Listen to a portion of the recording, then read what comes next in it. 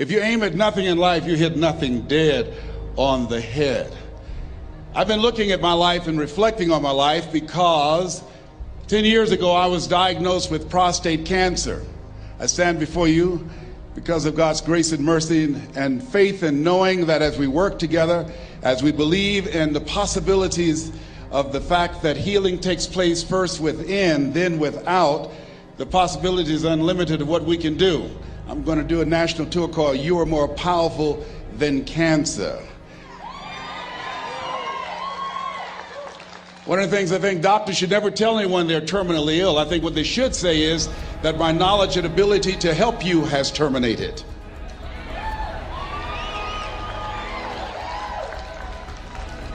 My PSA 10 years ago was 110. As I stand before you, it's 270. 1 to 4 men, you know, that's normal. And PSA stands for prostate specific antigen, but to me, PSA stands for positively staying alive. I was reflecting on my life during the time when I received 238 radiation seed implants.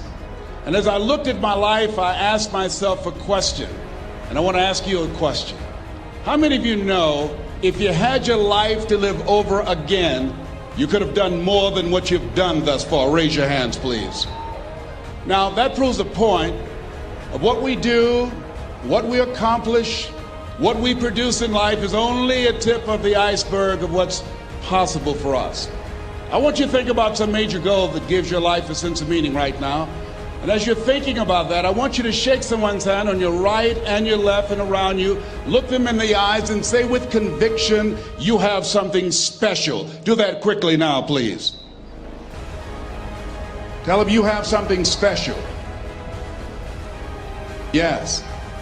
So now, I want you to join me right now. I want you to think about some major goal that you'd like to achieve.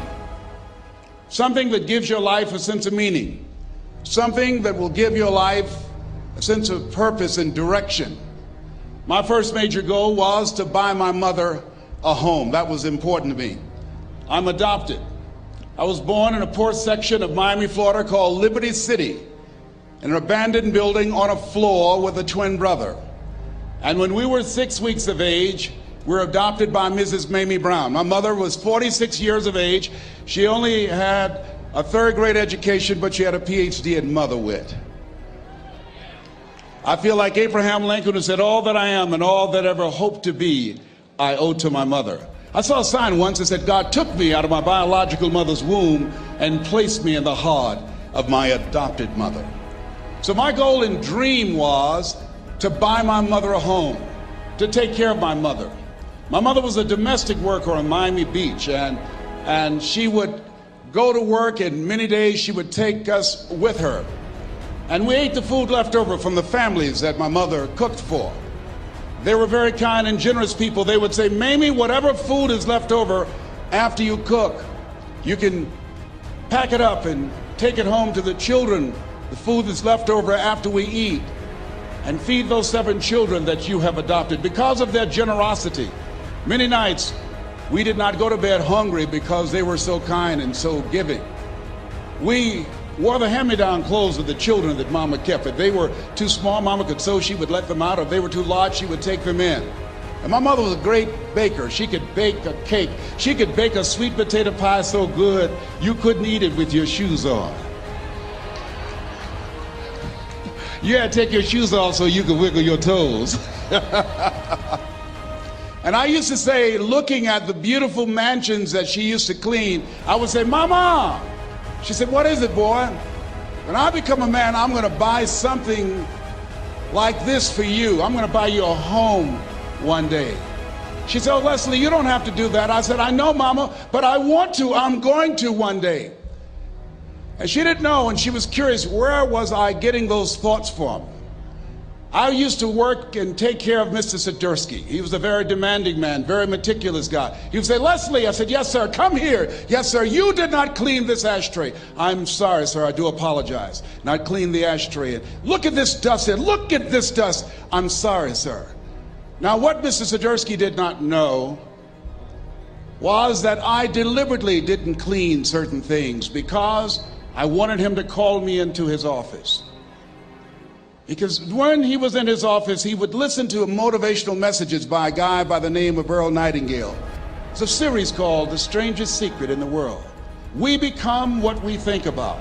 All of us are self-made, but only the successful will admit it. And as I heard those words, they began to program my mind and began to affect my thinking, and it changed how I saw myself. And my vision of myself began to expand. Listening to Bob Proctor talking earlier about awareness and how important it is, he most certainly is right, because I had the awareness at that point in time, as a result of being exposed to those messages, that I could do more than I was now experiencing. Even since I've been associated with working with Peak Potential, my level of awareness has expanded. Robert Riopel and Roxanne and Gail Kingsley, it began to expand all of the people that I've interacted with. Life is about expansion. Robert Schuller said success is never ending. And I want you to think about some goal that will give your life a sense of meaning and value. And whatever it is, I don't want you to limit it. I want you to expand it. I've found that most people fail in life not because they aim too high and miss. No, most people have been like me. Most people aim in life too low, and they aim too low and hit. I did that for many years, and many don't aim at all. So I want you to think about goals in three areas.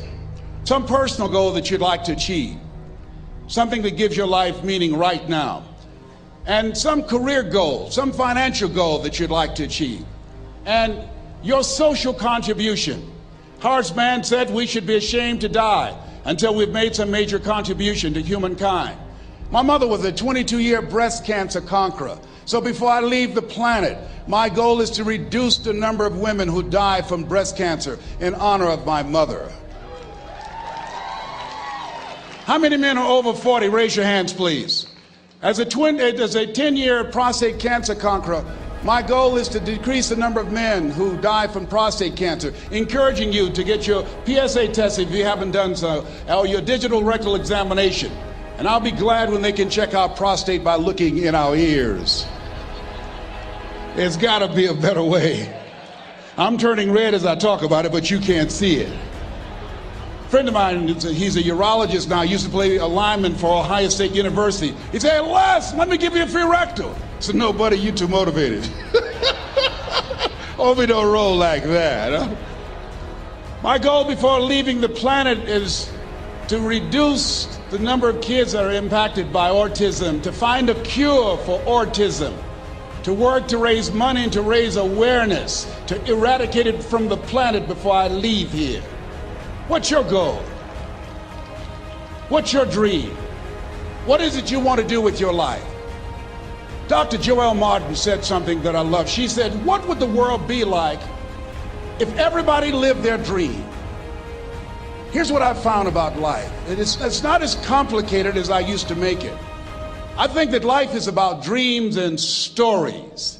Everything that exists, the world at one time was barren, but everything that exists, hotels, planes, they weren't here.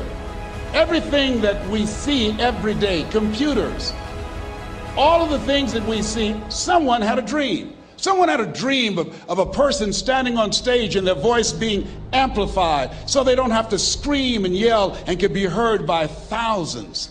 Someone had that dream of how to transport us from one place to the other quickly and safely.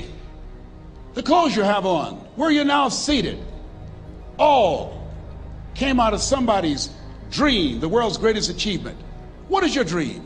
I said that you have something special. I didn't say that just to be kind. I said it because it's true. You are God's chosen vessel. You were chosen, 1 out of 400 million sperm. You have something in you that when you were chosen, when you showed up, there's something in you that if you don't do it, all of us will suffer. Repeat after me, please. Live full. Die empty. Let's say it again. Live full. Die empty. Dr. Howard Thurman, one of the mentors of Dr. Martin Luther King Jr. and Albert Schweitzer and Mahatma Gandhi, he was a very brilliant writer. He wrote some things that really grabbed me. He wrote, "Deep is the hunger, the voice of the genuine, the centering moment. During the time after receiving 238 radiation seed implants, I was reflecting on his words, and these words kept me up that night. He said, the ideal situation for a man or woman to die is to have family members praying with them as they cross over. He said, but imagine, if you will, being on your deathbed and standing around your bed, the ghost of the dreams, the ideas, the abilities, the talents given to you by life, and that you, for whatever reason, you never went after that dream. You never acted on those ideas. You never used those talents. You never used those gifts. And there they are standing around your bed looking at you with large angry eyes saying, we came to you and only you could have given us life. And now we must die with you forever. And the question is, if you died today, what dreams, what ideas, what talents, what books, what music, what leadership, what voice will die with you? Miles Monroe, great orator and speaker, said the wealthiest place on the planet, it's not in the Far East where there's oil in the ground. It's not in South Africa where there are diamond mines. He said the wealthiest place on the planet is the cemetery.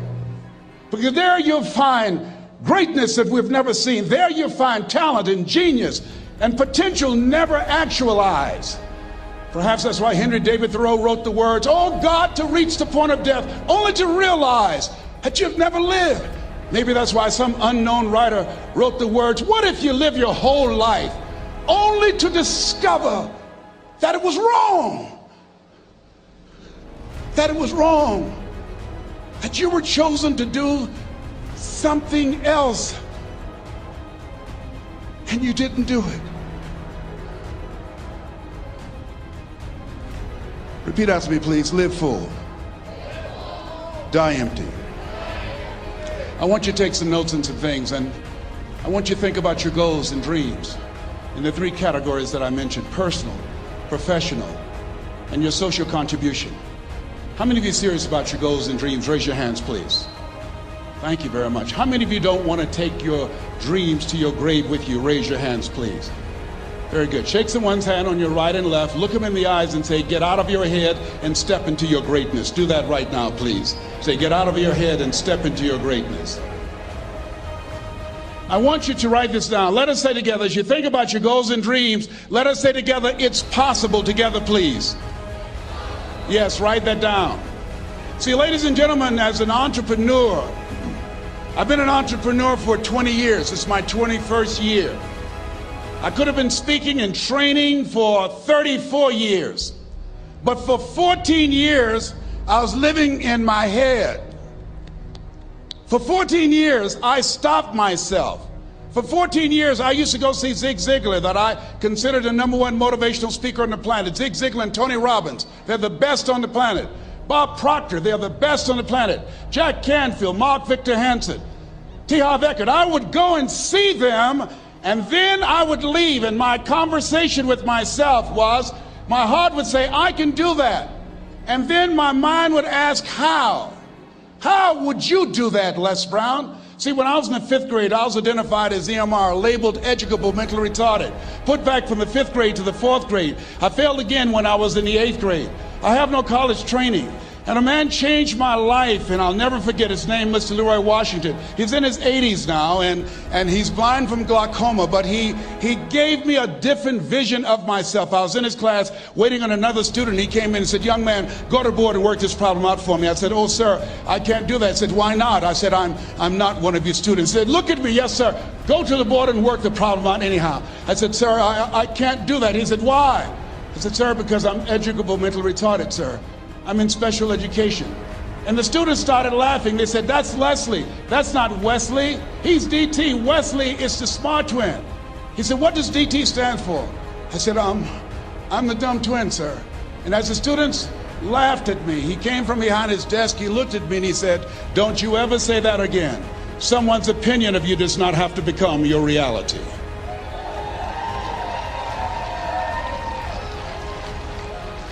On one hand, I was humiliated, but on the other hand, I was liberated. Because he looked at me with the eyes of Goethe, who said, look at a man the way that he is, he only becomes worse. But look at him as if he were what he could be, then he becomes what he should be. And so we developed a relationship. And one of the things that I can just tell you as you think about your goals and dreams, all of us can say in a spirit of integrity that it's possible. That if anybody at any point in time lived their dream, then it's possible that I can live mine. And what I did was, I made a mistake. I looked at my goals and dreams, and my mind said, how will you do that? I went from my heart to my mind, and I stayed up there for 14 years. 14 years. I can't bring those 14 years back. Those years are gone. And I've made a mission in my life to help people to stop putting it off and procrastinating. How many ever thought about something you wanted to do and you procrastinated, you talked yourself out of it? Raise your hand, please. There's a proverb that says, if there's no enemy within, the enemy outside can do us no harm. And so, as you look at your goals and dreams, every day we must convince ourselves, we must sell ourselves on that it's possible. Every seminar, every workshop, every book that I've ever read, every speaker that I've ever heard, it interrupted what I was believing about myself. Everything that you do, everything matters. As you go through each day, I know now as I look back at age 63, looking at my life, everything matters. T. Harv is right. How you do anything is how you do everything. And I realized that the choices I was making was based upon how I saw myself. Let us say together, it's necessary. Write that down. It's necessary as you look at your goals and your dreams, it's necessary that you have a strategy and a game plan to change the story that you believe about yourself. And that's an ongoing process. I've discovered, and many people have, that what we do, what we accomplish, what we produce is a result of the story we believe about ourselves. My favorite book says, be ye not conformed to this world, be ye transformed by the renewing of your mind. And so as I began to work on myself, I realized that I'm getting out of one story and stepping into another story. As I become aware of some things, there's still some things I'm not aware of. So I'm still growing, I'm still developing. I'm like the lady who said, Lord, I ain't what I want to be, ain't what I'm going to be, but thank God I sure ain't what I was. But I realized that you have to work on yourself on a regular basis, and write this down, for mental mindset. For mental mindset and stamina. Because things are going to happen to you. I believe that the reason that most people go to their graves with their talents and abilities and skills in them is because of the fact, number one, many are like me. They didn't know that they didn't know and thought they knew. I thought I knew myself, and I really didn't know myself as well as I thought. I've discovered that sometimes people can take you to a place within yourself that you can't go by yourself. The other reason is I was afraid. I never worked for a major corporation. I wanted to speak for corporations. I was afraid I would be exposed because I don't have a college education. I felt inferior because of the fact that I don't have a college education. I allowed that level of fear of failure to stop me. And because I never had any experience in it, I assumed that I could not do it. I was paralyzing myself by believing and assuming the limited part of myself as opposed to believing that I had something special. You have something special. There's something you want to do. Because you don't know how to do it doesn't mean that you can't learn. I like something that I heard. You don't have to be great to get started, but you have to get started to be great. Repeat after me, please. Leap and grow your wings on the way down. See, the people that will live their dreams, the 2% that will do that, these are, and write this down, become a risk taker. They're risk takers. They don't mind failing. They don't mind making mistakes. They're willing to take life on, take life in the collar. Viscott said, if you're not willing to risk, you cannot grow. And if you cannot grow, you cannot become your best. And if you cannot become your best, you can't be happy. And if you can't be happy, then what else is there? I like what Helen Keller said. She said, life is short and unpredictable. Eat the dessert first. Here's something else. Write this down. Make it important to become financially independent. You know, people say money won't make you happy, but everybody want to find out for themselves. A friend of mine named Rita Davenport said, money's not important, but it's right up there with oxygen. And let me tell you something, fellas, even if you're as homeless as I am, you got some money, some women will find something cute on you. Oh, he's got eyelashes like Tom Cruise. He's got to walk like Denzel Washington, you know. I used to be so broke I'd walk past a bank and trip the alarm. Creditors would call the house and my children would answer the phone and say, my daddy say he's not home. Repeat after me, please. I'll never be broke again. Never, never, never. Yeah, see, ladies and gentlemen, it makes a difference. The only time I really appreciated having money was when my mother became ill. I was a state legislator in Columbus, Ohio from the 29th House District, Whitehall in the Upper Linden area. And my brother called me and said, Leslie, yes, Mama's been sick and we're going to put her in a nursing home. I said, wait a minute, Wesley, we can't do that. Get Margaret Ann on the phone. She's on the phone. Get Linda and Leonard. They're all here. What, Leslie? Listen to me. Mama used to work in a nursing home. She said she never wanted to go into one. I promised her when I was 10 that I would take care of her. We would do whatever was necessary to take care of her. He said, we knew you would feel like that. And this is why we did such a thorough job interviewing the various nursing homes. And we have found the one that's ideal, and Mama would love them.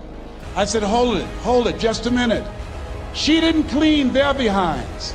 She took care of us. See, I had a problem. I couldn't understand how one woman, third grade education, 46, domestic worker on Miami Beach, can raise 7 children who couldn't take care of themselves, but 7 children couldn't take care of one woman. I had a problem with that. I had a problem with that. So I resigned from the Ohio legislature and I went back to Miami to take care of Mama. And I'll never forget taking her to Jackson Memorial Hospital.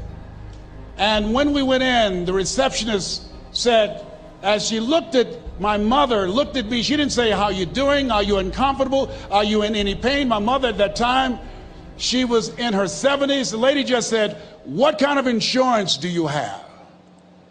And I stepped forward and I said, she has Les Brown Unlimited.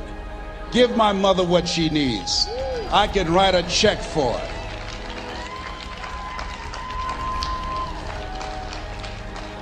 It gives you choices. It determines the difference in life and death, the ability to afford health care, the quality of education that you can provide for your children, the ability to make a difference in the community. I'm doing training with young people in an area of Chicago called Englewood, where more young men have been killed in Englewood than in the Iraqi war, teaching them how to develop their minds, how to develop their communication skills, how to dress like a prospect rather than a suspect, how to stay away from negative people and develop the skills to make it in a global economy. Money makes it possible for me not to have to depend upon some government agency to make that happen. So as you look at yourselves, make it important that you find some way to use your talents and gifts that generate the income that allow you to control your destiny. I read something that said, either you control your destiny or someone else will. Here's the other thing. Repeat after me, please. Take care of myself. Yeah, so you got to take care of yourself. I'm 63. I can do 140 push-ups nonstop after warming up. I couldn't do that when I was 20 years old. And the reason that I do that, the exercise reduces the possibility of cancer reoccurring by 32% or spreading by 30%. It helps to reverse the aging process and keeps you younger, keeps your mind sharper, and allow me to take care of my temple so I can continue to do my work, so that you can continue to do the good work that you were sent here to do. So you got to make it important to take care of yourself. Put that at the top of the list, because you can't do well and can't do good work if you don't feel good. We don't want to be like the man who said, if I'd known I'd live this long, I'd have taken better care of myself. Here's something else. Repeat after me, please. OQP. Only quality people. Yes, look at your relationships. and ask yourself the question, Jim Rohn would ask this question, what is this relationship doing to me?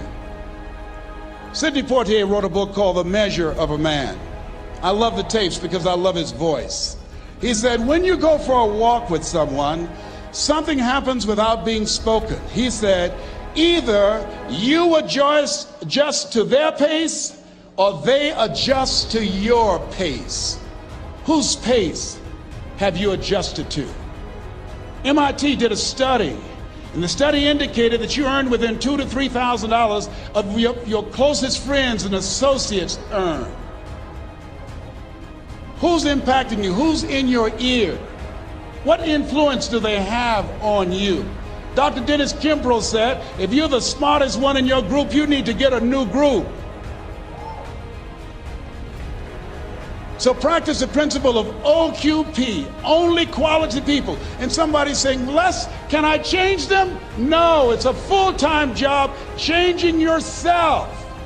Some people are so negative, they'll walk into a dark room and begin to develop.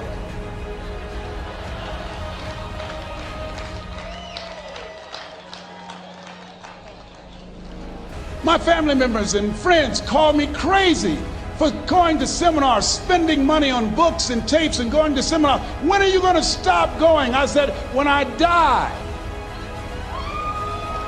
That's when I'll stop. When does a man or woman die? When their dreams die. When do we die? When we stop developing ourselves, expanding our minds, challenging ourselves, raising the bar on ourselves. The best thinking that I had at that point in my life, it produced this life that I have. I need some help. I'm where Einstein was. He said, the thinking that has brought me this far has created some problems that this thinking can't solve. I applaud you for investing in yourself, for coming here, flying thousands of miles, investing money in yourself. I can tell you, based upon my own experience, you have something special. You have greatness within you. What you're doing is different. You represent only 2% of the planet. One great American said, I choose not to be a common man. It's my right to be uncommon if I can. I seek opportunity, not security. I do not wish to be a kept citizen, humbled and dulled by having the state look after me. I want to take the calculated risk, to dream and to build, to fail and to succeed. I refuse to live from hand to mouth. I prefer the challenges of life to the guaranteed existence, the thrill of fulfillment to the still calm of utopia. I will never cower before the master, nor bend to any threat. It's my heritage to stand erect, proud and unafraid, to face the world boldly and say, this I have done. That's what it means to be a part of peak potentials. Your unquenching desire, an uncommon desire to manifest your greatness. Give yourselves a round of applause.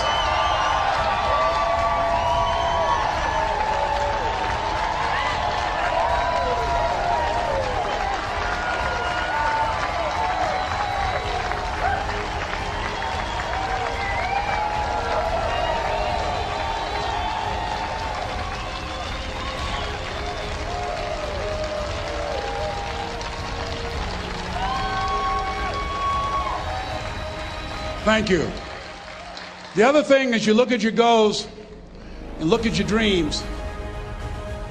Repeat after me, please. I will fail my way to success. Yes, part of the reason why we have to continue to work on ourselves and surround ourselves with quality people is because you're going to have a lot of failures. You're going to have a lot of disappointments.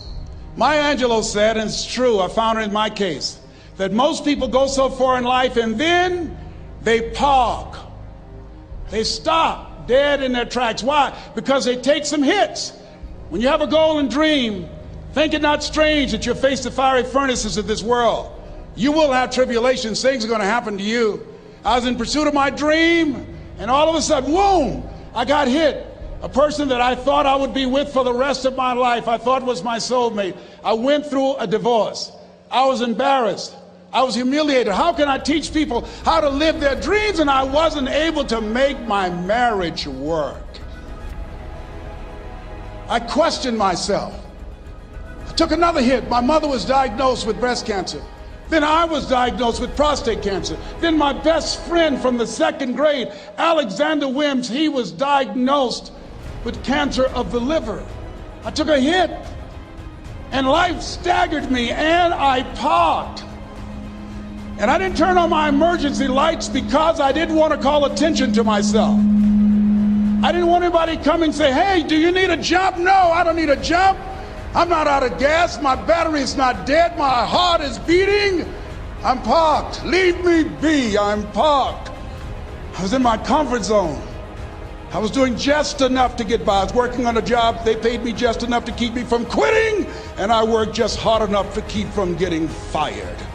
How many know people like that? Blink your eyes if you understand what I'm talking about. I was parked. I knew I could do more. But when my mama died, it took something out of me. When I went through a divorce, it took something out of me. When my best friend died, it took something out of me. I parked. And somebody said that life is like an onion. You have to peel it one layer at a time. And sometimes you cry. Life's going to happen to you when you have a dream. You're going to get slapped around. And don't take it personal. Don't ask, why did this have to happen to me? Why not you? Who would you suggest? You want to give us some names, some email addresses? And don't tell everybody. 80% don't care, and 20% glad it's you. It's called life. Suck it up and move on. Get over it.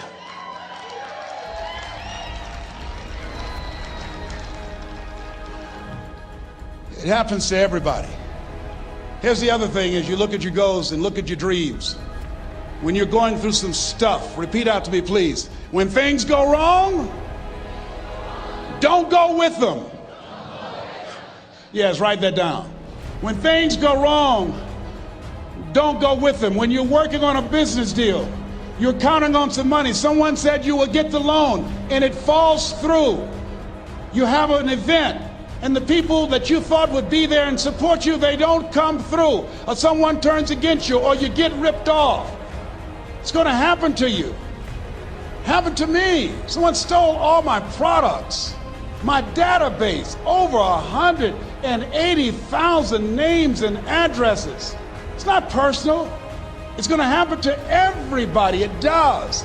8 out of 10 millionaires have been financially bankrupt. Walt Disney had 7. He filed bankruptcy 7 times and had 2 nervous breakdowns. It's called life.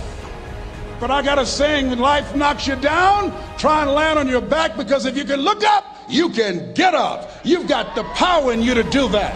You've got something special. You've got comeback power. Here's the other thing. Let us say together, it's possible. It's necessary. It's me. Yes, write that down. It's me. Take ownership for your life. Nobody can live your dream for you but you. Nobody's going to take care of your business like you. Stop coming up with excuses. Don't give yourself permission to continue to live a small life. You can't fit a big dream into a small life. Give yourself permission to go for it, to test yourself, to challenge yourself, to live full. I like the saying, always strive to get on top in life, because it's the bottom that's overcrowded. The reason you're here is because there's something in you that says, I can do more. This just can't be it. There's something in you. There's a calling on your life. There's something in your heart that caused you to get dressed and spend the money to go to seminar after seminar and listen to message after message and speaker after speaker. Because there's something in you that tells you this is not it for you. You have not peaked here. There's more in you that you are expressing. Eye has not seen, ear has not heard, nor has entered the heart of mankind what's in store for you if you challenge yourself, if you persist and persevere, if you take ownership for your life. George Bernard Shaw said the people that make it in this life, they look around for the circumstances that they want, and if they can't find them, they create them. Create what you want. You have the power in you to do more than you can ever begin to imagine, to control your destiny, to make a difference in our children, to make a difference on the planet, to make an impact. Let us say together, it's me. And let us say together, it's hard. Say it like you know it. Say it's hard. Ladies and gentlemen, it's hard. There are people who have seen their retirements taken away from them by the corporations that they work for. They were within 2 or 3 years of retiring, and they had it taken from them.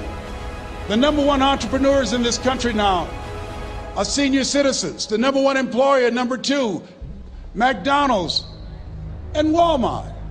And there's nothing wrong with those jobs.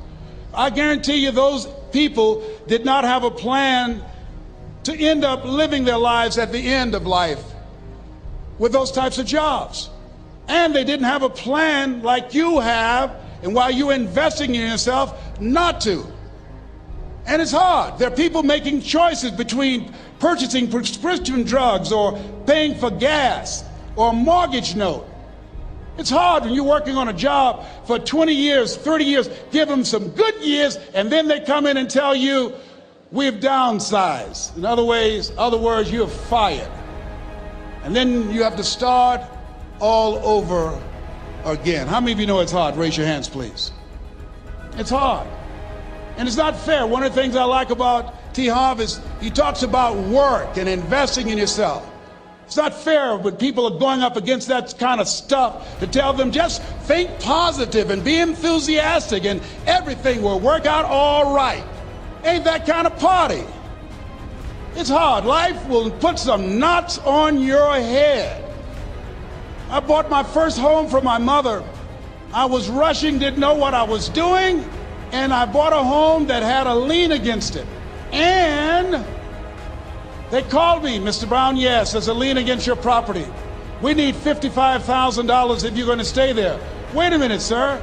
I just bought this home. The guy told me there were no liens against it. I'm not the one that owe you the money. You should have checked that out, Mr. Brown. Come on. I called my attorney. We followed up. Yes, Les, there's a lien against the property. But he told me there were no liens. He lied, obviously. Oh, my God. He told me he wanted to help me because he admired the fact that I was buying this home for my mother and that he was adopted, and he identified with me. Les, he suckered you. He played you, man. So what? Well, would they take payment arrangements? What about $5,000 a month? They want all the money, Les. They want all the money, or you're going to have to get out. The house is going up for sheriff's sale. Do you have it? No, I don't have it. Can they give me some time? Tell them to give me 3 months, please. Give me 3 months. My mother's in her 70s, man. She has a bad heart. Don't do this to me. This is my dream. Don't do this, man. Please, let me talk to them. Les, I'm talking to their attorney. They don't want to talk to you. I've got to talk to their attorneys. Do you have the money? No. Will they give me 3 months? No. What about 2 months? No, Les. They want the money in 7 days. Oh, my God. Let me call you back. I'm not sure. And I walked the floors thinking, God, how could this happen to me? I got to figure this out, huh? I got to figure this out. It seemed like the days are just ticking off. Thursday, I had to call them and let them know. They called me, Les, do you have the money? No, I don't. Friday, you have to leave. The sheriff will be there. You're going to have to leave, Les. They're going to take my house. What about my down payment? You lost it, Les. You lost it. Okay. I got to go. Yes. I prayed, Lord, please, if you show me that you're real, if you're really real, you think Paul worked for you, you haven't seen anything. Don't let me lose this house and watch what I'll do for you. I was trying to cut a deal. Have you ever tried to cut a deal? It's amazing how spiritual you get when you get in trouble. You know what I mean? When I was diagnosed with prostate cancer, I was going to bed with the Bible and the Holy Quran and Science of Mind and Joel Goldsmith, everything I could find. I was paying to Jesus, Yahweh, Melchizedek, everybody. I was calling on everybody. It's amazing. And here I was walking the floor, 3 o'clock in the morning, and I had to go and wake my mother up. I got on my knees and I said, Mama, I said, I need you to wake up. She said, what's wrong, Leslie? I can hear you walking back and forth. I'm not asleep, son. I said, there's something I need to tell you. She said, your eyes are red. Why are your eyes red? Because I feel so stupid now. Why? We got to move tomorrow. Why, Leslie? There's a lien against the property and they want $55,000 and I don't have it. And we're going to be set out tomorrow. We have to go back to Liberty City. So she said, it's okay. I don't like this house anyhow. I said, why? She said, because of my arthritic knees, it hurts my knees when I go up the steps. I said, and why didn't you tell me? Because you were so happy. I just said it because you were happy. I'll live in a shack with you, boy. I love you. It's not the house. I love you. I love all my children. I said, thank you, Mama. Thank you.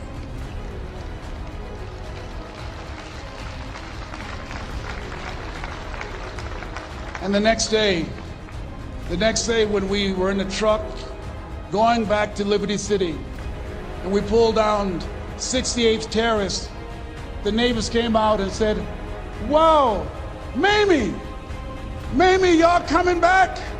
Are you back? Yes. What happened to the home your boy bought for you? Those boys you adopted. Leslie didn't do a title search. He made a mistake. And boy, I was so humiliated. How many ever made a mistake that you were just humiliated? Raise your hands. I was devastated. I was taking the furniture off the truck and my mother came and I was crying and she said, boy, I said, yes, ma'am.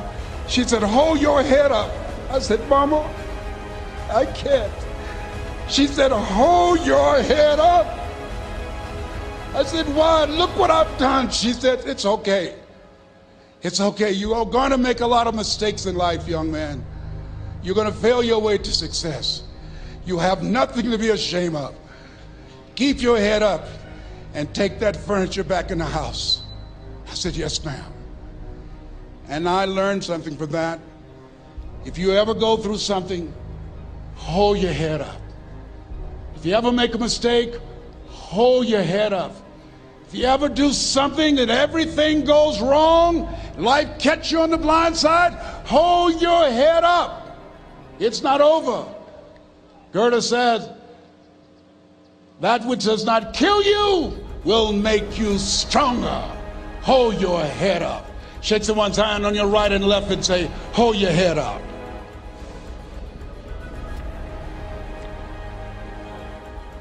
Here's something else, ladies and gentlemen. Repeat after me, please. You got to be hungry. Everybody together, you got to be hungry.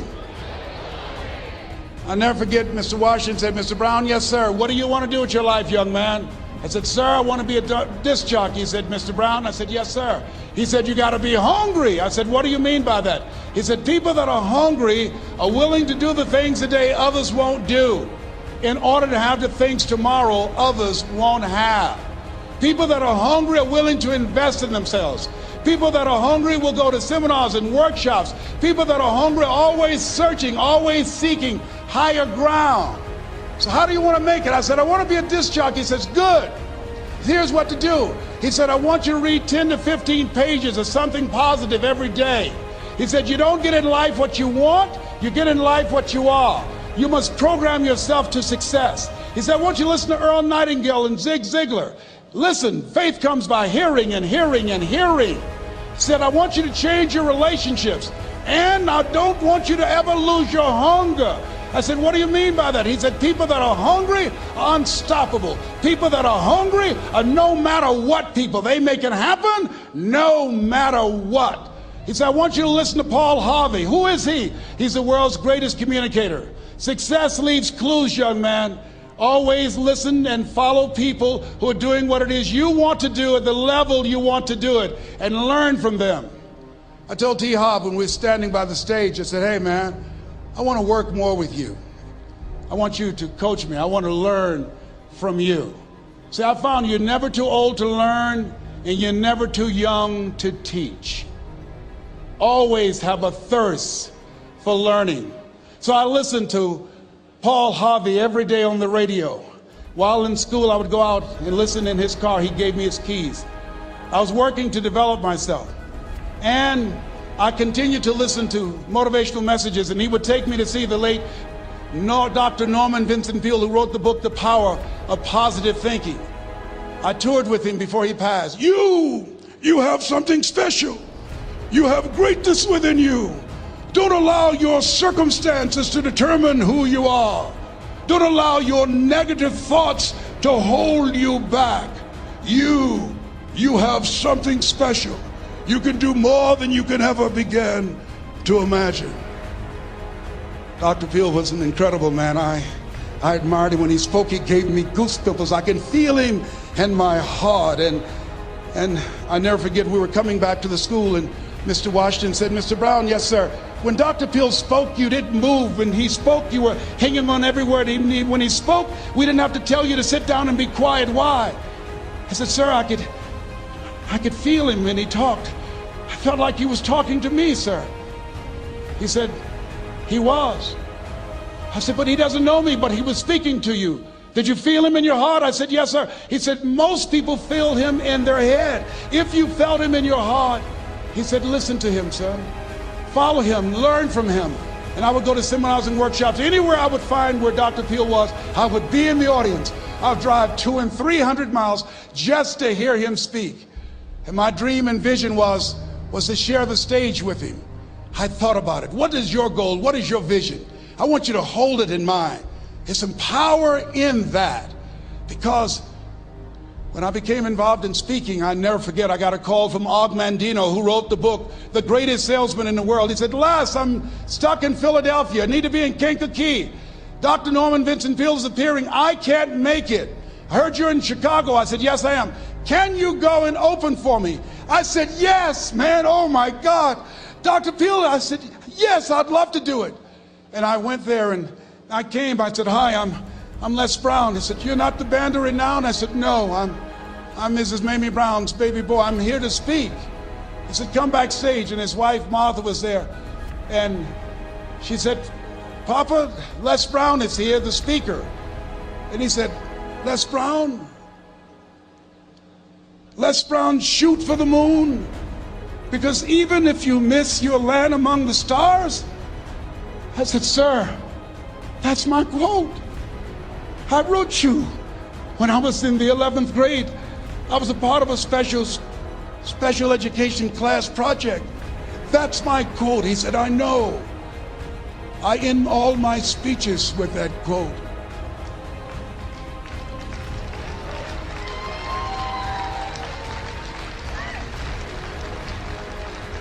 And Dr. Peale had a great sense of humor.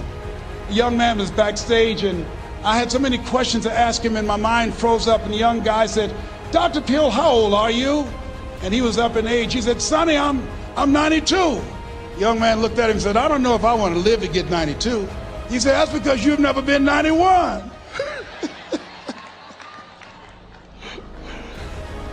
So I did the things that Mr. Washington suggested. I listened to motivational tapes on a regular basis. I would go to seminars and workshops whenever Zig Ziglar and Dr. Dennis Waitley and Jim Rohn would come to town. And I said, sir, what do you want me to do now? He said, Mr. Brown, I've given you everything that I can give you. He said, develop your mind, put your money where your mouth is, continue to learn how to be an effective communicator, because once you open your mouth, you tell the world who you are. And always surround yourself with OQP, only quality people. So I went to apply for a job on Miami Beach, WMBM radio station. Milton Butterball Smith was the program director. Hello, Mr. Butterball. How are you, sir? My name is Les Brown, sir. I'd like to be a disc jockey. He said, young man, you have any journalism in your background? I said, oh, no, sir, I don't. You have any experience in broadcasting? I said, no, sir, but I practice all the time, sir. Let me audition for you, sir. Let me show you how good I am. All I need is a shot, sir. He says, no, we don't have any job for you. How many ever been rejected? Raise your hands, please. I was devastated. I went back and I told Mr. Washington, I said, Mr. Washington, they said no. He said, don't take it personally. Most people are so negative, they have to say no 7 times before they say yes. He said, you got to be hungry. Know your vitamin. Go back again. I said, yes, sir. Hello, Mr. Butterball. How are you, sir? My name is Les Brown, sir. I like to be a disc jockey. Young man, weren't you here yesterday? Yes, sir, I was. Didn't I tell you no yesterday? Yes, sir, you did. Then why are you back today? Well, sir, I didn't know whether or not somebody was laid off or somebody was fired, sir. Nobody was laid off or fired. Now, get on out of here. I came back the next day. Hello, Mr. Butterball. How are you, sir? My name is Les Brown, sir. I like to be a disc jockey. I know what your name is. Weren't you here the last 2 days? Yes, sir, I was. Didn't I tell you no the last 2 days? Yes, sir, you did. Why are you back? Oh, sir, I didn't know whether or not someone got sick or someone died, sir. No one got sick or died. No one was laid off or fired. Now, don't you come back here again. I came back the next day talking loud, looking happy like I was seeing him for the first time. I said, hello, Mr. Butterball, how are you? He looked at me with rage. He says, go get me some coffee. I said, yes, sir.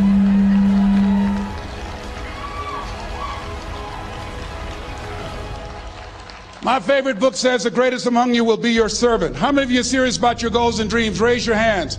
Very good. Write this down. Provide more service than you get paid for. Provide more service than you get paid for. I go to a lot of seminars and workshops. And one of the things I know about T. Harv Eckert, when I was sitting in the class with Robert Ruppel and all of the other presenters, they hold themselves to high standards and they provide more information than anybody else in the industry, bar none. They hold nothing back because their commitment is for your success. And when you hold yourself to high standards, write this down, impact drives income. That's why you're here. Because the training, the seminars, been making a difference in your life. If there did not have impact, 200 or 300 people would be here, if that amount. Impact drives income. So I became the errand boy for the disc jockeys. I would go get their lunch and their dinner, and I would bring it to them in the control room. And I'd watch them working the control boards, knowing my time will come. Write this down. I expect to reach my goal. Yes, you want to operate with a spirit of expectation. I expect to reach my goal. So I started preparing for the next position. Never forget one quote that I heard. As you look at your life, look at your goals and dreams. It's better to be prepared for an opportunity and not have one than to have an opportunity and not be prepared. If you expect to reach your goal, prepare yourself now. And so then pretty soon, the guys at the station, they begin to take a liking to me. Write this down. Build relationships. As you're aware, people deal with people that they know, like, and trust. And so they would say, Leslie, yes, sir. Come here, yes. Come outside. Who did this? Oh, your car? Yes. Who cleaned my car? I did, sir. I would wax their cars on the weekend, inside and out. How much do you charge? Oh, nothing, sir. I just wanted to help out. I was providing more service than I got paid for. I was building relationships. They said, whoa, look here. Donna Ross and the Supremes are coming to town. The Four Tops and the Temptations. Here are my car keys. Pick them up for me. Take them to the Fontainebleau Hotel on Miami Beach. I said, yes, sir. I would drive them all over Miami Beach in their big, long Cadillacs. I didn't have any driver's license, but I was driving like I had some. Then one day, it was a Saturday afternoon, a disc jockey by the name of Rockin' Roger was drinking while he was on the air. It was a Saturday afternoon, and I was the only one there. Rockin' Roger got so drunk, he could not complete the show. He started slurring his words. He's about to fall off the chair. And there I was, looking at him through the control room window, walking back and forth, young, ready, and hungry. I was saying, drink, Rock, drink. Drink, Rock. I'd have gone and get him some more if he'd asked me to. Then pretty soon the phone rang. It was the general manager, and I answered the phone. I said, hello? He said, young boy, this is Mr. Klein. I said, I know. He said, Rock can't finish his program. I said, I know. He said, would you call one of the other DJs in? I said, yes, sir. I said to myself, he must think I'm crazy. I called my mom and my girlfriend, Cassandra, said, y'all come out on the front porch and turn up the radio. I'm about to come on the air.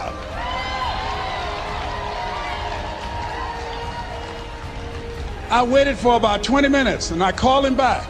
I said, Mr. Klein, I can't find nobody. He said, young boy, you know how to work the controls? I said, yes, sir. He said, go in there and segue the records, but don't say nothing here. I said, yes, sir. I couldn't wait to get old Rock out of the way. I put on a fast record. I said, look out, this is me, LB Triple P. Les Brown, your platter playing papa. There were none before me and there will be none after me. Therefore, that makes me the one and only. Young and single and love to mingle, certified, bona fide, indubitably qualified to bring you satisfaction and a whole lot of action. Look out, baby, I'm your love man. I was hungry. I was hungry. Get old man a round of applause. I was hungry. I was hungry. You got to be hungry. Shake someone's hand on your right and left all around you and say, you got to be hungry. You got to be hungry. To get those dreams out of your head and step into your greatness, you got to be hungry. To get those ideas, that talent, that gift out of your system, you got to be hungry. To get up off the canvas of life and understand what Willie Jolly meant, that a setback is a setup for a comeback. You got to be hungry. People that are hungry are willing to do the things today others won't do in order to have the things tomorrow others won't have. How many of you got value out of what you've heard thus far? Raise your hands, please. Very good. I'd like to leave this with you. I don't know what your goals are. I don't know what you want to do. Here's what I know about you. You have greatness within you. Here's what I know about you. I can help you to live full and to die empty. I can show you what I've learned. If anybody told me that I would be doing what I'm doing now, I leave here today, I go to New Orleans and speak there, then I'll be flown to Barcelona. If anybody told me, given my circumstances, born in an abandoned building on a poor section of Miami, Florida, called Liberty City, if both my birth parents stood up and said, hello, son, I would not know either one. Being labeled educable mentally retarded, put back from the 5th grade to the 4th grade, failed again when I was in the 8th grade, no college training. Anybody told me the principles that I would teach you, that they would have the impact that it has had on my life. This Les Brown that you see, I did not know he existed. And I tell you that you have greatness within you. You have the ability to do more than you can ever begin to imagine. Come into the room with me. And I guarantee you your life will never be the same again. I like to leave this with you. I don't know what your goals are. Mine is to find a cure to autism. Mine is to find a cure to breast cancer and to prostate cancer. Mine is to work with our youth and to reduce the recidivism rate in our prisons and help young people learn how to become an asset to our society rather than a liability. Mine is to train speakers to become great communicators, to speak from their heart, not their heads, and teach them how to impact and create a new conversation so people can see the possibilities of life and overcome the possibility blindness that held me hostage for 14 years. I don't know what your goals are, but here's what I know about you, and I don't know you. You've got greatness within you. And I like to leave this with you, something my mother used to love to hear me say. Leslie, yes ma'am, mama. Say that thing for me, boy, that makes me feel good. I dedicate this to you, to the greatness in you, and to the dream that you showed up on the planet to produce. And it's simply this: if you want a thing bad enough to go out and fight for it, to work day and night for it, to give up your time, your peace, and your sleep for it. If all that you dream and scheme is about it, and life seems useless and worthless without it, and if you gladly sweat for it and fret for it and plan for it, and lose all your terror of the opposition for it, and if you simply go after that thing that you want with all of your capacity, strength and sagacity, faith, hope and confidence, and stern pertinacity, if neither cold poverty, famish or gulf, sickness or pain of body and brain can keep you away from the thing that you want, if dogged and grim you besiege and beset it, with the help of God you'll get it. God bless you. God bless your dream. God bless peak potentials. God bless America. Thank you very much.